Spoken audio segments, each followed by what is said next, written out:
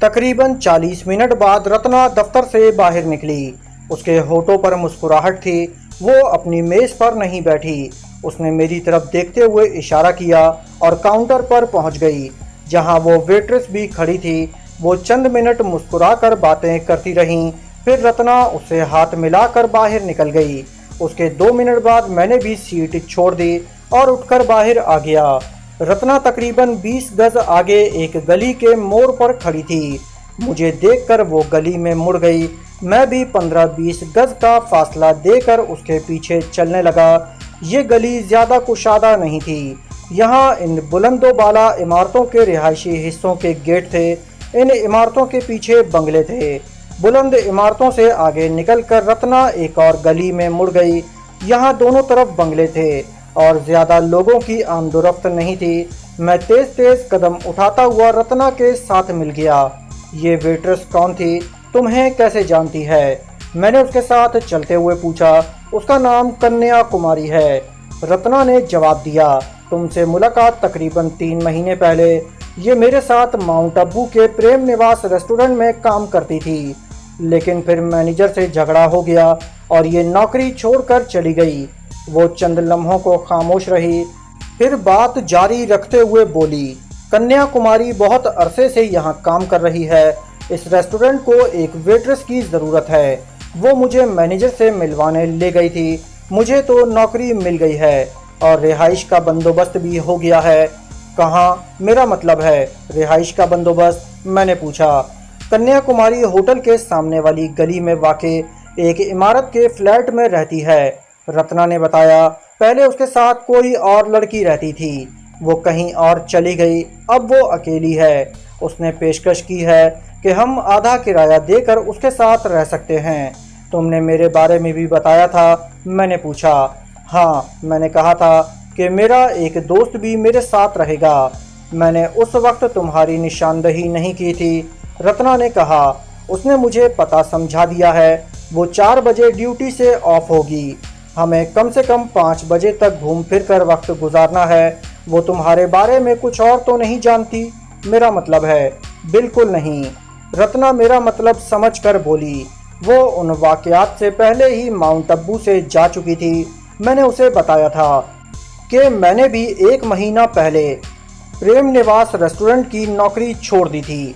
वहाँ से जयपुर चली गई और 2 दिन पहले यहाँ आई हूँ। इस वक्त तकरीबन 2 बजे थे और हमें कम से कम 3 घंटे और गुजारने थे, और ये वक्त भी हमने बाज़ार में घूमते ही गुजारा था, इसी तरह एक दूसरे से दूर रहकर चलते हुए। इस दौरान हमने एक रेस्टोरेंट में एक दूसरे से दूर बैठकर खाना भी खा लिया था। वो फिर ठीक 5 बजे हम उस रेस्टोरेंट के सामने सड़क के पार एक गली में दाखिल हो गए। इस मर्तबा रत्ना मुझसे आगे थी। वो एक इमारत के गेट में दाखिल हुई तो मैं भी उसके पीछे ही था। कन्या कुमारी का फ्लैट दूसरी मंजिल पर था। वो घर पहुंच चुकी थी। बेल बजाते ही दरवाज़ा खुल गया। रत्ना अंदर दाखिल हुई तो उसके पीछे ही मैं भी अंदर घुस गया और धड़ से दरवाज़ा बंद कर दिया। कन्या कुमारी मुझे देखकर बदहवास सी हो गई। वो शायद चीखना चाहती थी, मगर रत्ना जल्दी से बोली, डरो नहीं कन्या, यही है मेरा दोस्त विजय मल्होत्रा। कन्या कुमारी के मुंह से गहरा सांस निकल गया। उसके चेहरे के तासुरात एकदम नॉर्मल हो गए। वो चंद लम्हे मेरी तरफ देखती रही और फिर हमें सिटिंग रूम में ले आई। वो फ्लैट 3 कमरों पर मुश्तमिल था, 2 बेडरूम और एक ड्राइंग रूम। दोनों के साथ मुंसलिक बाथरूम्स थे और किचन और स्टोर रूम वगैरह भी था। कन्या कुमारी घरेलू लिबास में पहले से ज़्यादा हसीन लग रही थी। कमीज़ किसी कदर टाइट थी, जिससे उसके खदोखाल कुछ नुमाया हो गए थे। उसने सबसे पहले चाय से हमारी तवाज़ो की, फिर फ्लैट दिखाने लगी। ये तुम्हारा बेडरूम है, वो रत्ना की तरफ देखते हुए बोली। लेकिन मिस्टर विजय मल्होत्रा, तुम फिक्र मत करो, रत्ना ने उसकी बात काट दी। हम गुजारा कर लेंगे। आखिरी जुमला कहते हुए उसके होठों पर मुस्कुराहट आ गई। कन्या कुमारी भी मुस्कुरा दी थी। अपने कमरे में पहुंचकर उसने एक पैकेट रत्ना की तरफ बढ़ा दिया। कल ड्यूटी पर जाना है और ये तुम्हारी यूनिफॉर्म है। तुमने जो फिगर्स बताए थे ये उसके मुताबिक है। वो कह रही थी मेरी ड्यूटी सुबह 10 बजे से 4 बजे तक है और तुम्हारी ड्यूटी 2 से रात 10 बजे तक होगी। वैसे तुम्हें कुछ बताने की ज़रूरत तो नहीं, कल ड्यूटी पर आओगी तो मैं समझा दूंगी। कल से रत्ना के लहजे में किसी कदर हैरत थी। हाँ, वक्त ज़ाया करने का क्या फ़ायदा, कल से काम शुरू कर दो, कन्याकुमारी ने कहा। वो दोनों वहीं बैठकर बातें करने लगीं और मैं दूसरे कमरे में आकर बिस्तर पर लेट गया और कुछ ही देर बाद मेरी आंख लग गई। मुझे रात 9 बजे के करीब जगाया गया। उस वक्त कन्याकुमारी खाना तैयार कर चुकी थी। मैं बाथरूम में घुस गया। ठंडे पानी के गुस्ल से मेरी कसलमंदी दूर हो गई। हमने ड्राइंग रूम में बैठकर खाना खाया और फिर वहीं बैठे देर तक बातें करते रहे। 1 हफ्ता गुजर गया, कोई गड़बड़ नहीं हुई। कन्याकुमारी काबिल एतमाद साबित हुई। वैसे भी उसे हमारी असल कहानी का इल्म नहीं था, इसलिए उसकी तरफ से कोई खतरा नहीं था। मुझे बकौले शक से उन दोनों चपड़ियाँ और 2-2 मैसर थीं। 2 बजे तक रत्ना मौजूद होती और 4 बजे के बाद कन्याकुमारी आ जाती। वो कोई नेक परवीन नहीं थी। तीसरे ही रोज़ मेरी बाहों में आ गई थी।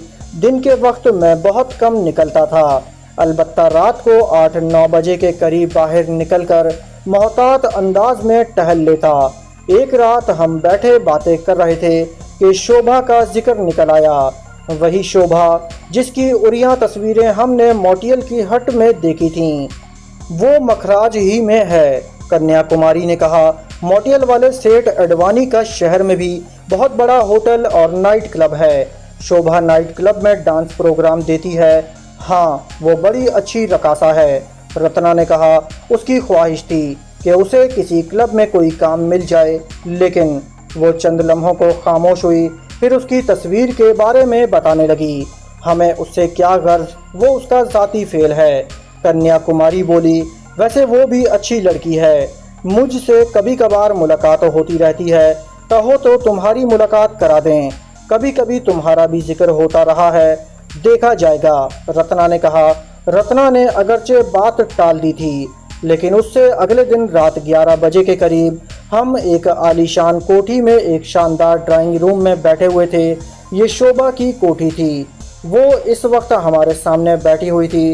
वो अगरचे ढंग के लिबास में थी, मगर मैं चश्मे तसव्वुर से उसे उस तस्वीर की रूप में देख रहा था। उन तीनों में पुरानी पुरानी बातें होती रहीं और फिर रात 1 बजे के करीब शोभा ने अपनी शानदार गाड़ी में हमें कन्याकुमारी के फ्लैट वाली बिल्डिंग के सामने ड्रॉप किया था। 2-3 रोज़ और गुजर गए। मैं अक्सर उस बूढ़े कोचवान के बारे में भी सोचता हूँ, जो हमारे चक्कर में पड़कर न जाने किन पुरस्कार सरगर्मियों में मसरूफ़ हो गया था, लेकिन हमने बर वक्त उससे अपना पीछा छुड़ा लिया था। एक रात शोभा कन्याकुमारी के फ्लैट पर आ गई। वो अगले रोज़ हमें रात के खाने पर मदऊ करना चाहती थी। रत्ना और कन्याकुमारी इनकार न कर सकीं। अगले रोज़ रत्ना को रेस्टोरेंट से छुट्टी करनी पड़ी। अगर कन्याकुमारी की सिफारिश न होती तो उसे छुट्टी न मिलती। हम रात 9 बजे शोभा की कोठी पर पहुंच गए। हमारे अलावा कोई और मेहमान मदऊ नहीं था। 9:30 बजे हमने खाना शुरू किया ही था कि एक मुलाजिम ने आकर शोभा के कान में सरगोशी की। ठीक है, आने दो उन्हें, शोभा ने ऊंची आवाज़ में कहा। फिर बारी बारी हम तीनों की तरफ देखते हुए बोली, हमारी एक मुश्तरका दोस्त आई है जिससे मिलकर तुम लोगों को यकीनन बहुत खुशी होगी। मुलाजिम बाहर चला गया। मैं ना जाने क्यों अपने आप में बेचैनी सी महसूस करने लगा था। रत्ना की आंखों में भी उलझन सी उभर आई थी। शायद वो भी सोच रही थी कि मुश्तरका दोस्त कौन हो सकती है। हमें ज़्यादा इंतज़ार नहीं करना पड़ा। 2 मिनट बाद दरवाजे का पर्दा हटा और 3 अफराद अंदर दाखिल हुए। मेरा दिल उछलकर हलक में आ गया। मैंने रत्ना की तरफ देखा। उसका चेहरा भी एकदम सफ़ेद पड़ गया था। मैं आने वालों की तरफ देखने लगा। उनमें एक बेला थी और 2 ब्लैक कैट कमांडोज। उन दोनों ने सब मशीन गनें हमारी तरफ तान रखी थीं। मेरी कनपटियां सुलग उठीं और दिल की धड़कन खतरनाक हद तक तेज़ हो गई। रत्ना के चेहरे पर भी खौफ के साए गहरे हो गए थे। मगर ऐसा नाजुक लम्हा कभी नहीं आया था। ब्लैक कैट के दोनों कमांडोज मेज के दूसरी तरफ दरवाजे के करीब राइफलें ताने खड़े थे। उनके चेहरों पर पत्थर जैसी सख्ती थी, आंखों में बेपनाह सर्द मोहरी थी। उनकी उंगलियां राइफलों के ट्राइगर्स पर थीं और वो एक्शन लेने के लिए मुकम्मल तौर पर तैयार थे। बेला उनके बाईं तरफ थी, उसके होठों पर फातिहाना चमक थी। वो चमकती हुई नज़रों से कभी मेरी तरफ देखती और कभी रत्ना की तरफ देख रही थी। कन्या कुमारी के लिए ये सूरत हाल बिल्कुल अनोखी और दिल दहला देने वाली थी। वो ये तो जानती थी कि पुलिस और ब्लैक कैट को एक पाकिस्तानी दहशतगर्द और उसकी एक साथी औरत की तलाश है। फारिग औकात में वो हमारे साथ इस मौजू पर तबादला ख्याल भी करती थी, लेकिन उसने ये तो कभी सोचा भी नहीं था कि पुलिस जिन दहशतगर्दों को पूरे शहर में तलाश करती फिर रही थी वो उसके फ्लैट में मौजूद थे। वो हम पर शुबा कर ही नहीं सकती थी। रत्ना उसके साथ माउंट अब्बू के होटल में काम कर चुकी थी। वो उसे अच्छी तरह जानती थी और रत्ना की नज़रों में दहशतगर्द नहीं हो सकती थी। और मेरे बारे में भी उसने कभी नहीं सोचा होगा कि मैं ही वो दहशतगर्द हो सकता हूँ, क्योंकि पुलिस को एक पाकिस्तानी दहशतगर्द की तलाश थी और वो मुसलमान था, जबकि रत्ना ने उससे मेरा तारुफ विजय मल्होत्रा के नाम से कराया था और जाहिर है ये किसी मुसलमान का नाम नहीं हो सकता था। उस वक्त की सूरत हाल से भी वो फौरी तौर पर यह नहीं समझी थी कि ये ब्लैक कैट कमांडो हमारे लिए आए हैं, बल्कि वो कुछ और ही नहीं समझी थी। अलबत्ता खौफ से उसका चेहरा एकदम धुआं हो गया था और उस खौफ के नतीजे में वो चीखती हुई उठकर खड़ी हो गई। अपनी जगह पर बैठ जाओ। बेला के हलक से गुर्राहट निकली। उसके चेहरे के तासुरात एकदम बदल गए थे। आंखों में सफाकी उभर आई थी। कोई भी अपनी जगह से हरकत नहीं करेगा। कन्या कुमारी बद से कुर्सी पर बैठ गई। खौफ ने उस पर लर्जा सा तारी कर दिया था और वो होले होले कांपने लगी थी। बड़े अफसोस की बात है शोभा, रत्ना ने अपनी कैफियत पर काबू पाने की कोशिश करते हुए सामने बैठी हुई शोभा की तरफ देखते हुए कहा, मुझे पहले ही सोचना चाहिए था कि एक तवाइफ से वफा की तवक्को नहीं रखनी चाहिए। होटल के कॉटेज में तुम्हारी बरहना तस्वीर देखकर मुझे अंदाज़ा हो गया था कि तुम क्या से क्या बन गई हो। मैं तुमसे नहीं मिलना चाहती थी, लेकिन कन्या कुमारी की मासूमियत ने हमें फंसा दिया। तुम शायद भूल गई थी कि माउंट अब्बू में प्रेम निवास रेस्टोरेंट के मैनेजर से मेरा झगड़ा तुम्हारी वजह से हुआ था और मुझे नौकरी से निकाल दिया गया था। शोभा ने पुरसुकून लहजे में जवाब दिया, लेकिन मैं उस बात को नहीं भूली थी। चंद रोज पहले कन्या कुमारी के साथ तुमसे मुलाकात होते ही वो सारी बातें मेरे जहन में ताज़ा हो गई थीं और फिर तुम लोगों के जाने के बाद ही मुझे ख्याल आया कि तुम दोनों वो तो नहीं हो पुलिस को जिनकी तलाश है। तुम्हारे इस दोस्त का तारुफ अगरचे विजय मल्होत्रा के नाम से हुआ था, लेकिन मुझे इसकी बातों से शुबा हो गया था कि यह मुसलमान है। पहली मुलाकात में गुफ्तगू के दौरान इसने 2-4 ऐसे अल्फाज इस्तेमाल किए थे जो आमतौर पर किसी हिंदू के मुंह से नहीं निकलते। वो चंद लम्हों को खामोश हुई, फिर बात जारी रखते हुए कहने लगी, अगले रोज़ मैंने तुम दोनों के बारे में मालूमात हासिल करना शुरू कर दी। मुझे बाज़ ज़राए से मालूम हो गया कि इस ऑपरेशन की इंचार्ज बेला है। बेला से पहले भी मेरी मुलाकातें रही हैं, लेकिन उस रोज़ पता चला कि बेला यहाँ से जयपुर वापस जा चुकी है। मैं बेला से मुलाकात के लिए खुद जयपुर पहुँच गई और बड़ी मुश्किल से उस तक पहुँच सकी थी। बेला से मुलाकात के बाद ये तस्दीक हो गई कि उस पाकिस्तानी दहशतगर्द के साथ तुम हो, यानी माउंट अब्बू के प्रेम निवास रेस्टोरेंट की साबिक वेट्रेस रत्ना। वो एक बार फिर खामोश हो गई। उसकी नज़रें अब भी रत्ना के चेहरे पर मरकूज थीं। मैंने बेला से प्रोग्राम बना लिया। वो कह रही थी, बेला अगर चाहती तो कन्या कुमारी के फ्लैट पर भी छापा मारा जा सकता था, मगर उसमें किसी गड़बड़ का अंदेशा था। इसलिए मैंने तुम लोगों को डिनर पर मदऊ कर लिया, और अगर इस दावत में अपनी पुरानी दोस्त बेला को भी मदऊ ना करती तो बद इखलाकी होती। इसलिए तुम वाकई तवाइफ हो। रत्ना ने उसे बात मुकम्मल नहीं करने दी। ये सब क्या है? कन्या कुमारी बारी बारी हम सब की तरफ देखते हुए बोली, उसके लहजे में भी थरथराहट थी। क्या ये विजय मल्होत्रा? रत्ना ने ठीक कहा था कि तुम वाकई बहुत मासूम हो। शोभा ने उसकी बात काट दी। ये विजय मल्होत्रा नहीं, वो पाकिस्तानी दहशतगर्द है जिसने हमारे देश में तबाही फैला रखी है, और ये रत्ना इसकी शरीके कार है। ये शख्स नाजी। शोभा के खामोश होने पर बेला ने कहा, 1 मिनट। मैंने हाथ उठाकर बेला को मजीद कुछ कहने से रोक दिया। तुमने हमें कहीं कोई मोहलत नहीं दी थी, बल्कि कदम कदम पर हमारे लिए जाल फैला रखे थे। मोटियल वाली तबाही में भी हमारा कोई हाथ नहीं। हम महज चाय पीने और कुछ देर आराम करने के लिए रुके थे, लेकिन तुम्हारे 2 आदमी शिवा और राकेश पहले ही से वहां मौजूद थे। तमाम रास्तों की निगरानी की जा रही थी। 2 दिन की मेहनत तो महज ज़बानी बात थी। तुमने हमारे फरार के तमाम रास्ते मसदूद कर दिए थे। वो तुम्हारे ही आदमी की हरकत थी। इस तरह मोटियल में होने वाली तबाही हम पर तो आयद नहीं होती। मैं एक बार फिर खामोश हो गया। फिर उसके चेहरे पर नज़रें जमाते हुए बोला, मैं तुम्हें एक बाअसूल दुश्मन समझता था, लेकिन तुमने कदम कदम पर धोखा दिया। अब मुझे तुम पर बिल्कुल एतमाद नहीं रहा। अब मैं भी तुम्हारे साथ वही करूँगा जो तुम मेरे साथ करती रही हो। वाह, बेला ने हल्का सा कहका लगाया। तुम तो इस तरह कह रहे हो जैसे हम कोई गेम खेल रहे हों। ये खेल ही तो है, मैंने जवाब दिया। जिंदगी और मौत का खेल। अभी तक हम दोनों की बाजी बराबर चल रही है, लेकिन जो इस खेल पर गिरफ्त मजबूत करने में कामयाब हो गया वो जीत गया, और दूसरा जिंदगी की बाजी हार जाएगा। इस वक्त खेल पर मेरी गिरफ्त मजबूत है। बेला ने कहा, तुम हार चुके हो।